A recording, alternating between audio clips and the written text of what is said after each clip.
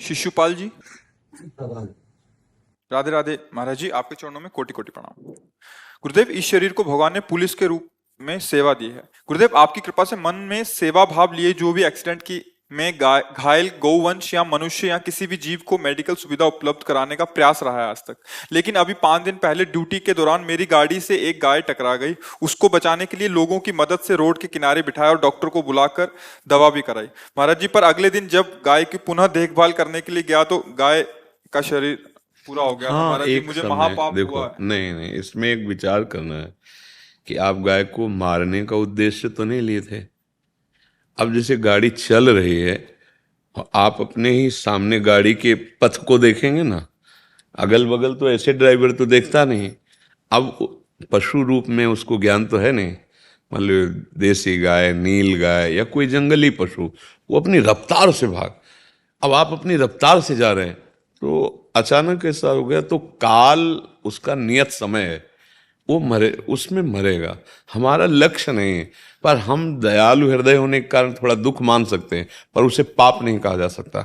पाप तब होगा जब हम लक्ष्य करके उसको मारें, कि सामने से आराम से जा रही है, हम रफ्तार बढ़ाई, टक्कर मारी और निकल गए।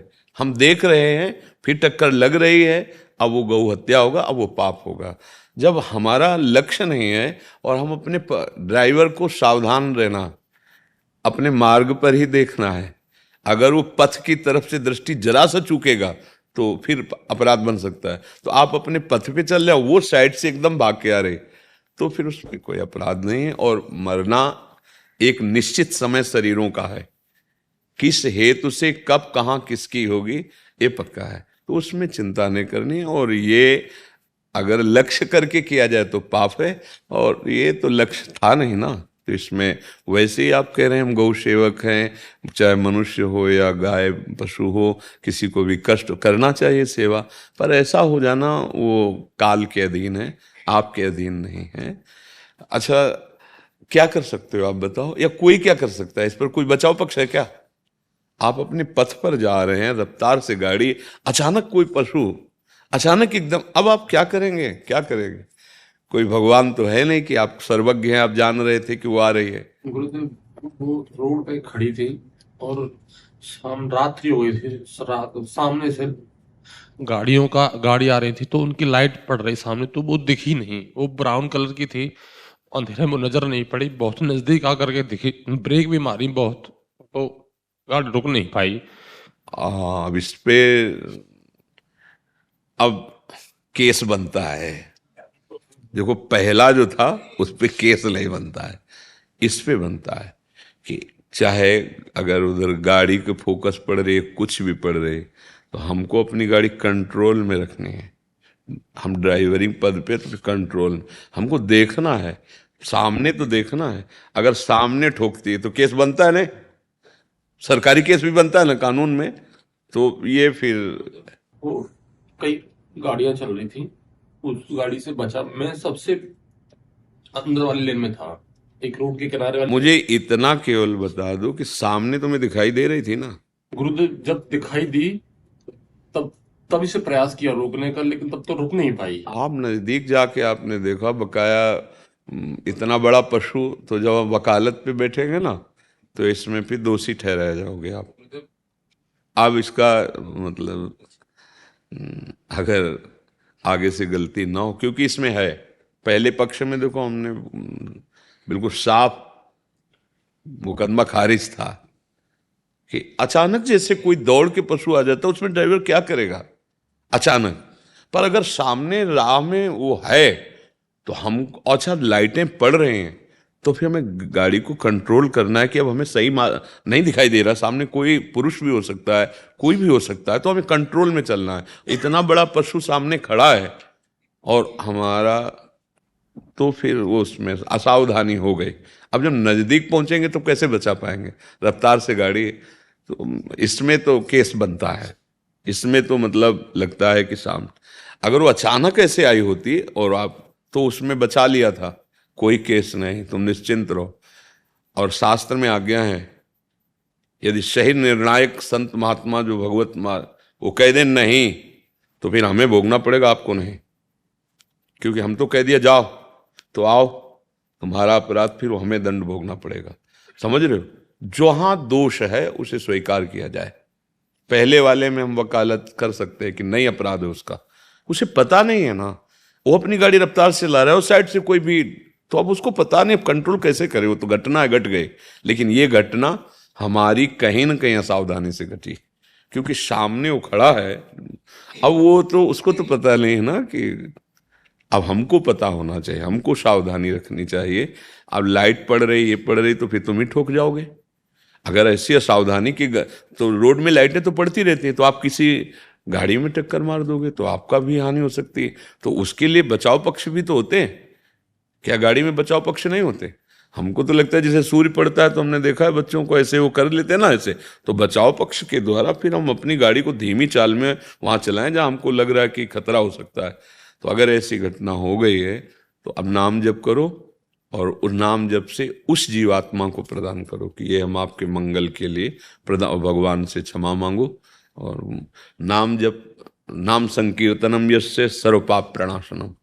आधा घंटा रोज नाम कीर्तन करो एकांत में बैठ करके, जब तक तुम्हारे हृदय की जलन, इसीलिए जलन हो रही नहीं होती, जलन शांत ना हो। जहां शांत हो जाए तो जान लेना कि हो गया काम उसका। वो आधा घंटा नाम कीर्तन वो उस जीव को समर्पित कर दो। गुरुदेव, जैसे रात्रि में पुलिस की गाड़ी लेकर के क्षेत्र में घूमते हैं कि कोई चोर या कोई इस तरह की घटना ना हो, उसके लिए रोड पे बहुत सारे चींटे जैसे लाइन लगा के क्रॉस कर हाँ देखो, अब देखो सोनी लगाते हैं, पोछा लगाते हैं, तो ये जो स्वाभाविक हमारा लक्ष्य नहीं होना चाहिए। बात समझो, हमारा लक्ष्य नहीं होना चाहिए, हम सावधान रहें। अब ऐसे ऐसे कितने कीटाणु है कि तो ऐसे, वो दिख रहे हैं, बहुत संख्या में है और लगा। अब गाड़ी उठा के थोड़ी अब हे चीटा है, रुको उधर। अब ये तो गले चलेगी तो पहिया ही कुछ है। देखो, कुछ अनचाहे ढंग से ऐसे पाप बनते रहते हैं, इसीलिए नाम कीर्तन जरूरी। जैसे हम सोनी लगा रहे हैं, छोटी छोटी चीटियां, पोछा लगा रहे हैं, या हम चल रहे हैं तो कुछ जो नहीं भी दिखाई दे रहे हैं, तो बहुत छोटे छोटे जीव होते हैं, और उनके ऊपर पैर पड़ेगा, जूता पड़ेगा, हाँ ऐसा बहुत से किसान आदमी जैसे ऐसे कीटाणुओं को नष्ट करने के लिए दवा डाली, लाखों जीव मर गए उनका। तो ये कुछ ऐसे विधान हैं जिनके लिए मोचन भी होता है कि जब उनके घर साधु आए, भिक्षा दे दी, खत्म हो गया। तो ये विधान इसीलिए कहते हैं नाम जपना जरूरी है, क्योंकि कहीं ना कहीं अब फावड़ा मारा, मेढक अंदर था, कोई जीव था, कट गया। अब किसान आदमी ऐसे, पर जब कोई महात्मा उनके घर जाके भोजन पाए, 4 रोटी मिली, वो निष्पाप हो गए। उसके साथ चिड़िया उनके दाने को चुगी जो किसान, वो निष्पाप हो जाए।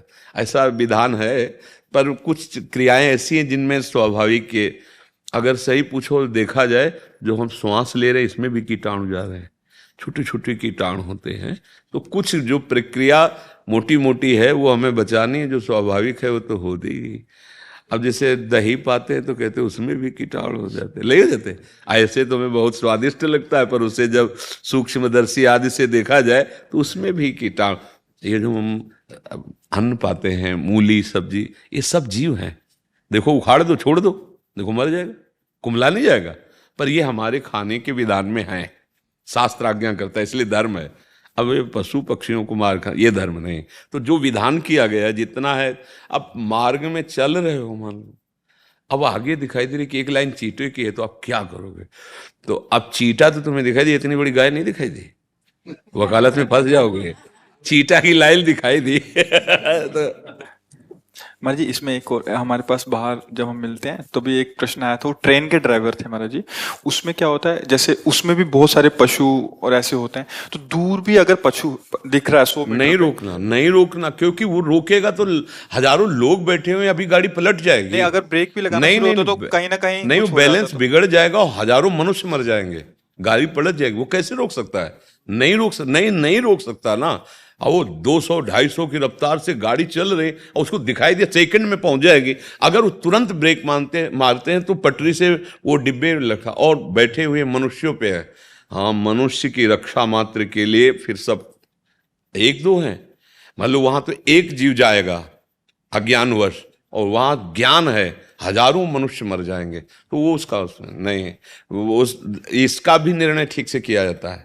समझ रहे? तो वो तो देख रहा है कि अगर हम इस पशु या मनुष्य एक के बचाने के चक्कर में दसियों हजार मरेंगे तो वो नहीं रुक। महाराज जी, उनका सेकंड प्रश्न था, ठीक है हम इस बात को भी मानते हैं, हमने भी आपकी कृपा से यही बोला था, तो कह रहे थे कि अभी हमें ऐसा अपराध बोध होता है कि हमने पाप किया, नहीं मतलब नहीं, ऐसा वो स्वीकृति से होता है, नहीं स्वीकार करना, वो नहीं स्वीकार करना। अगर हमारे एक अंग से पूरा शरीर नष्ट हो रहा है तो अंग कटवा देते हैं ना, कटवा देते हैं ना, बस ऐसे ही धर्म को समझना बड़ा। इसीलिए द्रौपदी ने कहा केवल बता दो, भीष्म पितामह जी से कहा कि ये धर्म है, तो उनका बेटा धर्म बहुत सूक्ष्म होता है, युधिष्ठिर उसको संपूर्णतया जानता है, धर्म बड़ा सूक्ष्म होता है। कहीं अधर्म जो तुम्हें दिखाई दे रहा वो धर्म है, और कहीं धर्म जो दिखाई दे रहा वो अधर्म है। एक महात्मा थे, वो बड़े सत्यवादी थे, तो कुछ जो हिंसक थे वो गाय का पीछा कर रहे थे, वो गाय गई उनके आश्रम में घुसकर छुप गई, तो उनसे आए, बोले गाय कहाँ है? बोले वो है, क्योंकि सत्यवादी थे ना, नरक मिला उनको, क्योंकि तुम्हारे वचन से उसकी हत्या हो रही। वहां बोल देना चाहिए किधर गई, हाँ हमें तो पता नहीं, किसी की जान की रक्षा हो रही, वहां ऐसा नहीं कि हाँ वो है, ये छुपा है, तुम्हारी शरण में आया है, तुम्हारी रक्षा करना कर्तव्य। तो कई बार होता है कि समझना, इसीलिए तो सत्संग किया जाता है। कभी तुम्हें धर्म दिखाई दे रहा है पर वो अधर्म हो सकता है, तुम्हें अधर्म दिखाई दे रहा है पर वो धर्म हो सकता है। अब किसी एक जीव के लिए रोका और गाड़ी का बैलेंस बिगड़ा, पटरी से उतरे डिब्बे, हजारों दसियों हजार लोग मर सकते हैं। तो इसलिए नहीं, वो जो क्षोभ होता है दयालु हृदय, जैसे बच्चे का नहीं दयालु हृदय, तो बार बार पश्चाताप कर रहा है, तो इसी से सारे पाप। नाम जप करें उसी से मतलब हाँ, उनके हाँ, हृदय को शांति मिले। हाँ बिल्कुल। अच्छा देखो, युद्ध होता है ना, तो सामने विपक्ष जो है हमारा शत्रु ही होता है, चाहे वो कोई भी हो, पर धर्म बड़ा सूक्ष्म है, उसका निर्णय करने के लिए बिना पवित्र बुद्धि हुए वो ठीक निर्णय नहीं होगा, तो उसको उनको शोक नहीं करना चाहिए। हाँ निश्चिंत रहे। हाँ अगर हमें ऐसी सूचना मिल जाती कि भाई 1 किलोमीटर दूर कुछ ऐसा है तो हम कंट्रोल में कर सकते। ट्रेन है वो, कोई साइकिल थोड़ी है, साइकिल थोड़ी। अब देखो आप कहाँ कर पाए, दयालु हृदय, पहले से पशु पक्षियों की सेवा का रुचि है, तो काहे को मारेगा, पर वो असावधानी थोड़ी सी हुई, नजदीक पहुंच गए, तो नहीं, एक छोटी गाड़ी है वो तो बहुत, मतलब उसमें तो हमें लगता है एक डिब्बे में 200-500 तो बैठते होंगे, ज्यादा बैठते हैं, 100 के आसपास बैठते हैं। अच्छा, तो पूरी गाड़ी में 1000-2000 होते होंगे, 2-2,500। हाँ तो कितने लोग फिर। हाँ नहीं नहीं ठीक है, उस पर क्या। और देखो एक मृत्यु का समय निश्चित है, और जिस बहाने से जिस जीव का निश्चित है वो होगा, वैसे होगा, तो उसमें चिंता। तो ये कुछ ऐसी बातें होती है जो होना ही है, जो होना हम जानबूझ करके ना करें, जो होना है तो राधा राधा राधा।